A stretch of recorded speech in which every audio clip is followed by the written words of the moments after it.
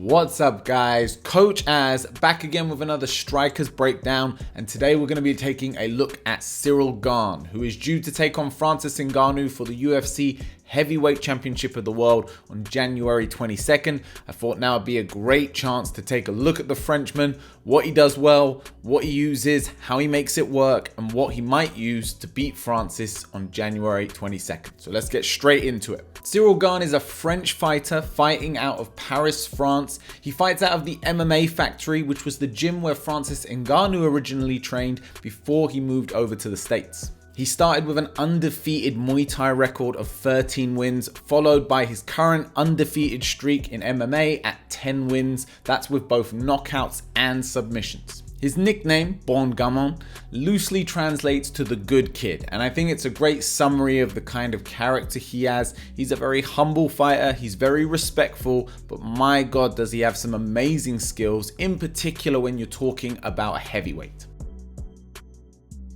Now, when talking about his style, I think this is one of the most interesting parts about him. When you look at his background and you see that he was a Muay Thai fighter, you'll be quite surprised to see the way he moves. He moves far more similar to a freestyle kickboxer.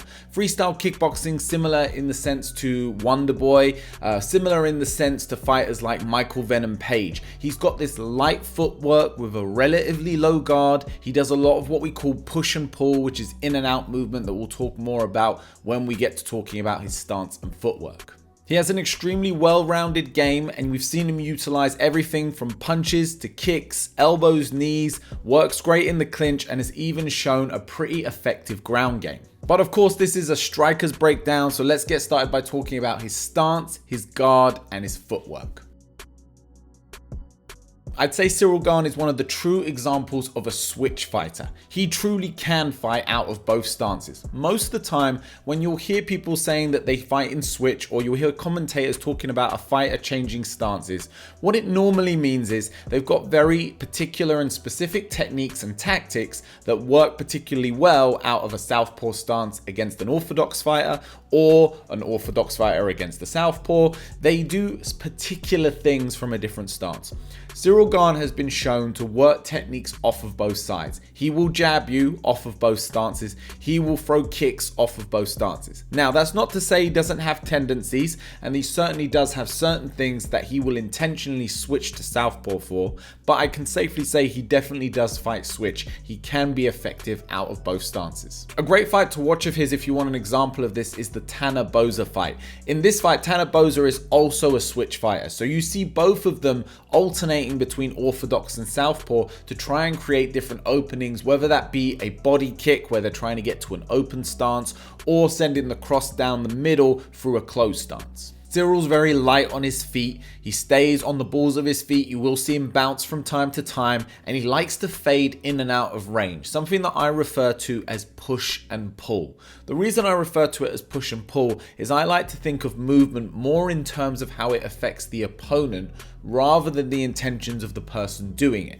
So by moving forward, rather than thinking of that as you moving forward, you think of it as you pushing your opponent. You're applying pressure, whether that be to try to get them to move back or to fire something off early and create an opening for a counter.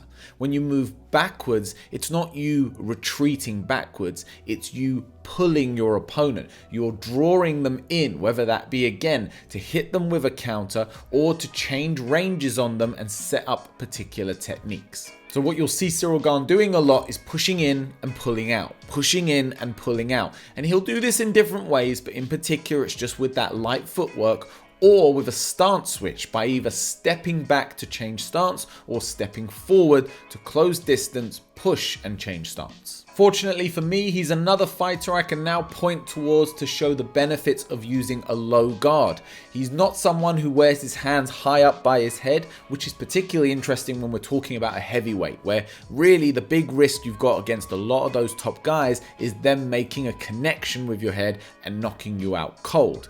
However, Cyril relies a lot more on his head movement and elusive footwork and managing distance rather than trying to defend shots with blocks, which in MMA is particularly hard, right? You've got these tiny gloves, they don't cover a lot of ground. You need to be supremely accurate in terms of your defense in order to fully block a shot and absorb the majority of the impact. How many times in MMA have we seen it where a shot has either been partially blocked and still gets through and does damage, or even gets blocked, but because of the impact with these small gloves, and particularly when we're talking about heavyweight, that block, it doesn't really mitigate a lot of the damage, and you end up taking a bad shot anyway.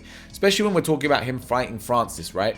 Francis has this great equalizer of power. He just needs to touch you. He doesn't need to touch you perfectly. It doesn't need to be great technique. It can be partially blocked. It's still going to take your head off. So that ability to have good head movement, a good eye, and to avoid the shots rather than trying to block them is going to be really beneficial for Cyril Gane. It's also well known now that the low guard also provides different angles for punching. It means that instead of a shot coming directly at you and you see it with your vision looking directly at your opponent, it can often come from more of a peripheral, where maybe you don't see the first part of the motion and therefore don't react as quickly to the shot. It's a big part of Cyril's game because he's got such speed for the division that if you can then make it even more elusive, it gives that illusion of even more speed when he throws his punches.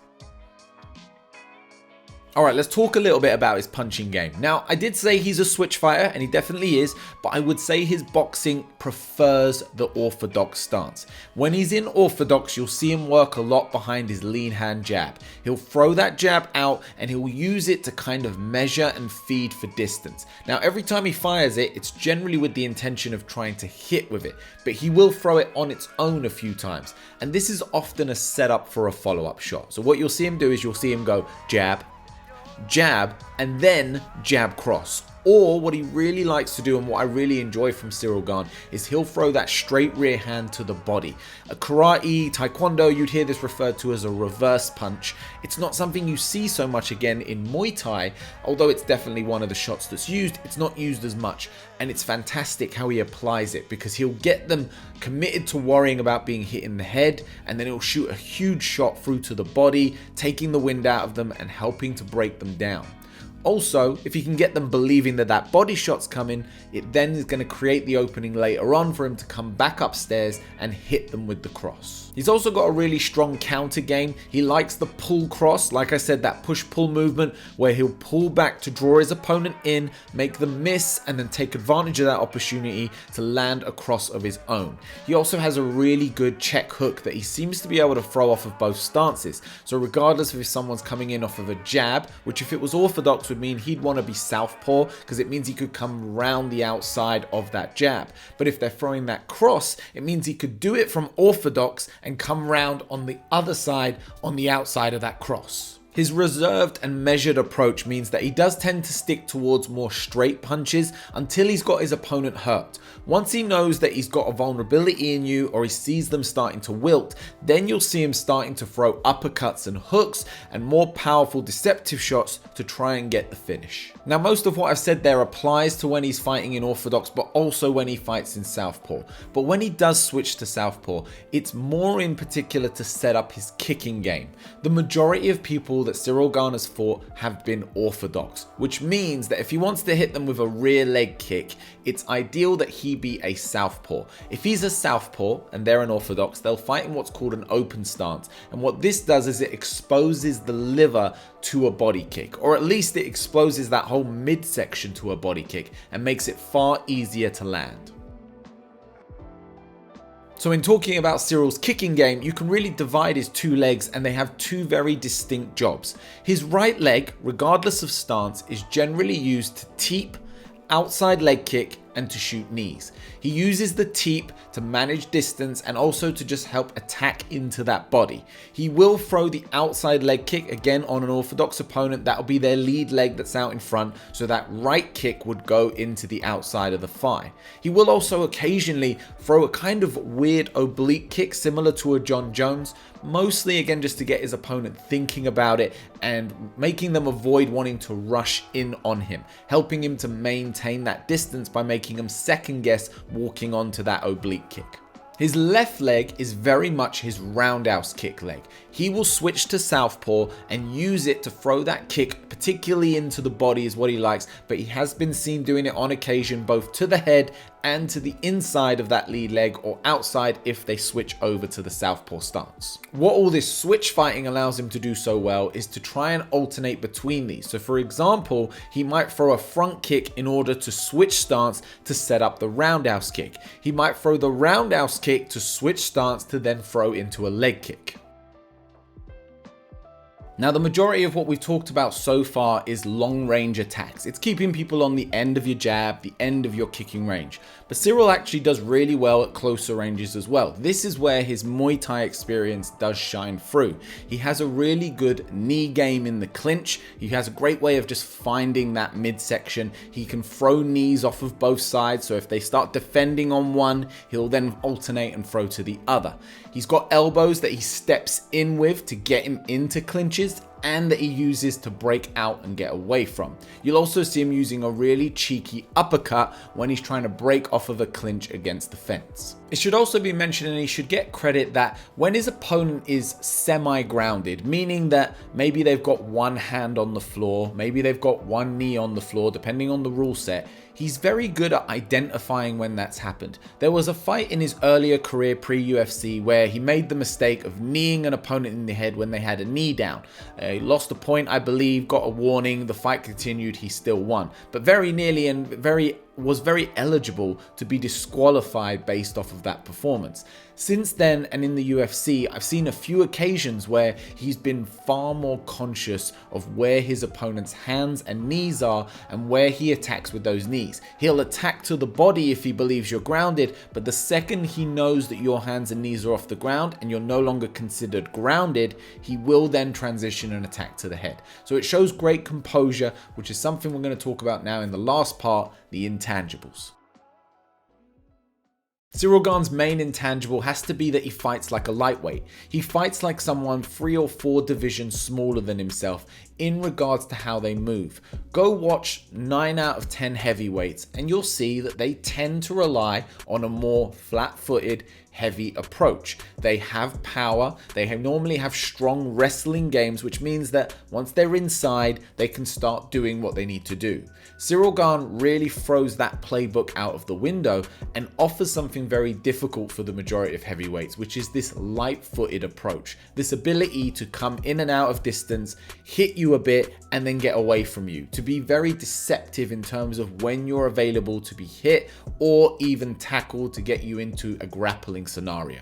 His physique is certainly worth a mention. This is another typical thing for heavyweights, is you'll see them carrying a lot of excess baggage. They might be 260 pounds, but maybe 60 pounds of that is fat. It's not something they can actually physically use or have any motor control of. Now, doesn't mean it doesn't generate power, but it's not the same as having pure muscle. Cyril Gane is extremely lean, very tall, very big for his division, and it means that all of that stuff translates into being able to be powerful and athletic. And finally, like we spoke about earlier when we're talking about that grounded opponent and the knees, he's just got fantastic composure. He looks so relaxed and in control when he's in the cage. And although we haven't seen him get into any big trouble, I imagine that if he did, he'd have the composure within him to be able to stay in the moment and find his opportunities to land his shots. So there we have it, guys. That's a striker breakdown of Cyril Gane. Let's see what happens in that fight on January 22nd. Put your predictions down